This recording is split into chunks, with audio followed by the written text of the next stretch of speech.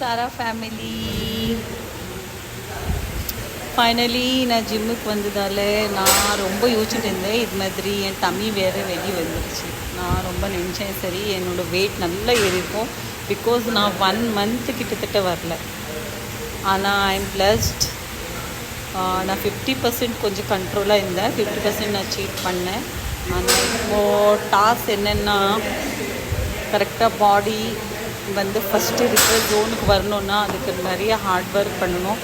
ஆனால் இந்த ஃபீல்டில் இருக்க போய் எனக்கு நல்லாவே தெரியும் பாடி எப்படி மெயின்டைன் பண்ணணும், எத்தனை நாள் என்ன ஆக போகுதுன்னு. அதனால எனக்கு ஒரு டென்ஷன் இல்லை.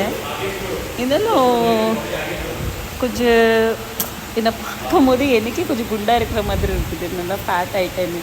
ஆனால் எல்லோரும் சொல்கிறாங்க இது இருக்கிற மாதிரி தான் இருக்கீங்க, நீங்கள் ஃபேட் இன்னும் உங்களுக்கு கரெக்டாக தான் இருக்குது அப்படின்னு. ஆனால் என்னோடய